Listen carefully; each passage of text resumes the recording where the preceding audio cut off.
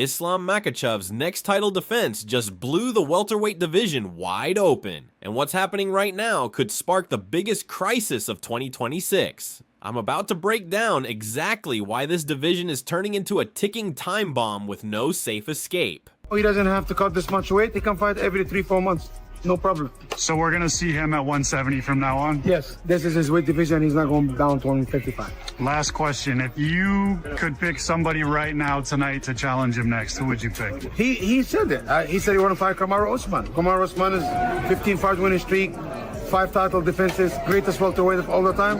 Beating all these young guys. What does that do for his leg? He don't do nothing for his leg. Talks are heating up that Makhachev could face Kamaru Usman this March, and the moment those whispers started spreading, everyone pointed straight at one man, Ali Abdelaziz. He represents both fighters and is reportedly pushing this matchup harder than anything he's ever worked on before. Kamaru Usman, it's a very tough opponent, and I represent him too. And it's not an easy night for anybody. Kamaru Usman is a real... Stay locked in, because once you hear why this potential fight has half the roster on edge, you'll see why chaos might actually be the new strategy inside the welterweight division. Islam just fight, honestly. I mean, if that January 28th, he thought about it, he's like, John, Habib said it, at the end of the day, the UFC is a business. They're going to make the biggest fight they can make to it. You know what? I like it, you don't like it. This is what Abdelaziz is standing behind Usman like his career depends on it. He reminds everyone that before losing his belt, Usman was destroying everyone in his path while others ducked the fight. This is the same man who took on Khamzat Chimaev on just a week's notice and still dragged him into deep waters. That's the kind of pressure Usman brings. First of all, the least deserving of it is Kamaru Usman. Brother, like, I don't know how they're finagling this shit, like trying to push him into the cahoots. Huh? Between him and Islam? Yeah, like mutual friendship. For like sure. let's get mutual you paid. friendship, same manager. Like, I understand what they're trying to do, but that's bullshit. Yeah. I personally, obviously, he beat me. I think Morales is the most deserving out of everybody. He's like, undefeated. Undefeated, 19-0, just beat me. I was the #1 contender. Beats me. Number 2 would be, I think Prates is right there. I think he would deserve it more. Shavkat doesn't deserve a title shot. He got to get back in the race. He's got to get back in the race. Everyone else, everybody else got to be in the bro, something like that. Everyone's got to be in the race. He's just... Now here's where Abdelaziz flips the script. He points out that the UFC has handed out title shots before to fighters who weren't on long winning streaks. So why not Usman? When he said that, the crowd went silent, because whether people like it or not, history shows he's not wrong. Close your eyes and just say, like, that's politics. Kamaru is not the greatest welterweight of all time. Nobody go. He's saying that because, you know, okay, I'm the realest. I had the realest route. I had the realest reign.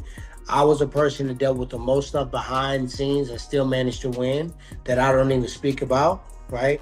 I fought all the top contenders that were not big trash talkers. Nobody wanted to say a bad word about Damian Maia, Robbie Lawler, or Wonder Boy, right? I fought all the up and coming guys. I fought the, you know, even Usman and Kobe and Teal. Those are all up and coming guys, right? He's not the greatest welterweight of all time. What he is the one that kissed the most ass. He's the one that, hey, oh, let's have Uncle Dano on my podcast. Let me accept every fight. Let me go to Vegas and sit and just loiter in his office every week and just try to stay in his good graces and accept whatever offer. If you do that long enough, you will be one of these guys that end up in the category where now you'll be rewarded because you took last minute notice fights, you fought injured, you didn't complain about money, you didn't ask for more, you didn't ask questions, and you always was trying to be goody two-shoe and brown nosing. So yeah, he's the biggest brown noser in the welterweight division. He is a good fighter though. He's a good fighter. He stayed disciplined, but that's what he is. He's not the greatest. Well, how can you even say that? Once you say he's the greatest and you're trying to say he's better than George, like nobody even listening. Don't go anywhere. In a second, I'll tell you which fighter behind the scenes is secretly hoping this matchup never sees the light of day. But first, Sean Brady steps in and shuts it down completely, saying no chance. He calls the whole discussion nonsense, while Usman's supporters fire back that no one has done more for this division than him. The company's going to come on, the company's going to go, there's a lot of action right now going up in the top of that division. It's hard to say, oh yeah, this guy deserves it, because how do you say Morales deserves the title over Prates, who just finished 2 guys in the top 15 back to back? How do you say that me? Let's be honest, I'm the biggest bill on the division. How do you say I'm not deserving? We're all coming off of wins here. If the company wants to say, hey, we want to book the biggest fight right now in that division, we know what the answer is. Former pound for pound versus pound for pound. I think you're the front runner. Rankings at this point, they don't mean shit. Like, it's about who has the name, who's done what, and who can. Then Tyron Woodley throws himself into the debate like a live grenade, dropping what might be the most explosive take of the week. He says Usman isn't the greatest of all time. That honor still belongs to Georges St-Pierre. Woodley argues that GSP's run was harder, longer, and built on tougher fights than anything Usman ever accomplished. I feel like either one of them right now could fight for the title. If it's Carlos, happy. If it's Morales, I'm happy.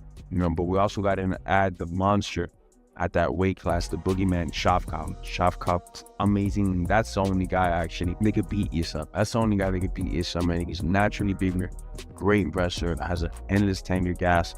And he's not bad on the feet. And he does eat some shots to give some shots. This is where it starts to get personal. Woodley not only refuses to put Usman above GSP, he won't even call him the clear number 2. He claims fans are caught up in hype and recent memories, forgetting the legends who made the welterweight division what it is today. The idea of Islam pulling down and taking on Ilia Topuria, it's not as cool right now, because now we've got that problem solved. We got Sarukian. Now let's focus on today's Islam. Who does he face at 170? Chael wants him to fight Kamaru Usman, but Kamaru Usman's told almost nobody. I'm confident that Ian Gary's going to get a world title fight, but is it next? I don't know. Morales, 19 victories in a row, but that's not a fight that you guys are clamoring to see. How bad does Rakhmonov want to fight Islam? How bad does Islam want to fight Rakhmonov? I can't answer these questions, guys. I'm just asking these questions. At welterweight right now, something's missing. Stick around, because when I reveal who Woodley secretly ranks as his number 2 all-time welterweight, every Usman fan is going to be left speechless. Digo, ¿quién quiere combatir Ilia Topuria?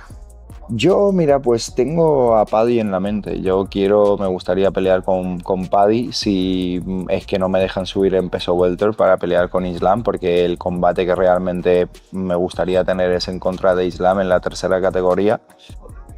Pero bueno, vamos a ver, a lo mejor hago un combate y después en verano hay alguna fecha en la que sí que me dejen subir de categoría y pueda pelear por el tercer cinturón, o se cree un nuevo cinturón llamado el Pound for Pound en un peso pactado en donde nos encontramos los dos y peleamos por ese cinturón de libra por libra. Así que vamos a ver, hay muchísimas opciones, como siempre. Vamos a ver lo que depara. Meanwhile, Usman's not wasting time arguing online. He's focusing on a dangerous name climbing fast through the ranks, Carlos Prates. This is the man who knocked out Leon Edwards, something no one else has ever done. Prates is on a mission, finishing fights back to back and turning every bout into a highlight reel. I do think that is what's going to happen. It's going to be the same thing as John Jones versus Stipe. They're going to give him the title shot. It's going to be a lifetime achievement award, and then he's going to retire after he loses to Islam. That's exactly what's going to happen. And all those guys are going to have to wait. The active, young, hungry, successful, victorious as of late fighters are going to have to wait. And if we're going to get this main event that no one wants, but we are going to get it, just look at the matchmaking as of late, and then everything will be paused, and then everything will resume afterwards. I can guarantee. Usman says Prates belongs in the title picture. And suddenly, the discussion gets messy. Because how do you justify Morales getting the next shot when Prates has already finished 2 top 15 fighters in a row? The math doesn't add up. We just got a stat on who Islam Makhachev is fighting next. Yeah, check this out. Okay. Carlos Prates plus 1,000. Bilal Muhammad plus 900. Ilia Topuria plus 400. Shavkat plus 350. Ian Gary plus 325. Michael Morales plus 300. Kamaru Usman at the lead plus 225. Hey, it is. Listen, I've said my piece. He said his piece. It's up to the company at this point. Well, I think the only thing that you do is you get ready. The more time that you have, strategically, tactically, if you do take this fight, it's great. You know, Usman makes it clear, I'm still the biggest draw in the welterweight division.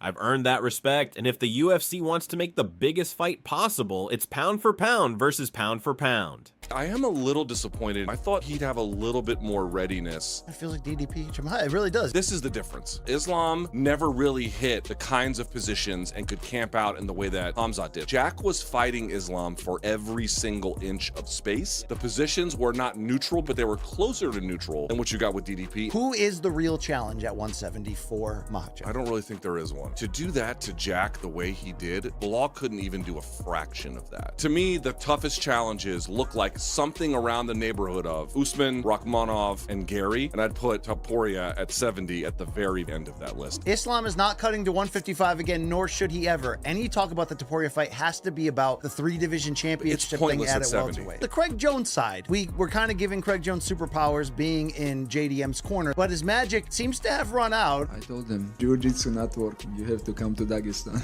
Is the magic of our friend Craig Jones gone? You can't have it both ways. You can't say Volk performed so well against Islam in their first contest and then say JDM performed poorly and so therefore Craig's stuff doesn't work. The point I'm trying to make is he's fighting Islam Makhachev, the very best guy in the world. Craig could train me all my life. I'm still not fucking beating that guy. Look at how far apart JDM is from Islam. Craig, no trainer in the sport is going to make up that difference. I recognize from a public perception standpoint that the Craig stock is probably going to deflate a little bit after this, but the fact that he survived against Islam, honestly, is a big feather in the cap to Craig. So now the question everyone's asking, who gets Makhachev in 2026? Do they pick Usman for his star power and experience? Morales for his unpredictable danger? Ian Gary for his rising championship momentum? Or Carlos Prates for the pure chaos he brings every time he steps in the cage? And don't forget, Ilia Topuria is watching from above, ready to storm into the welterweight division like a wrecking ball. Whatever happens next, it won't just be a title fight, it'll be the start of a new era, a historic war that changes everything. Drop your thoughts below and hit that like button, because one thing's for sure, this division isn't settling down anytime soon. It's about to blow up.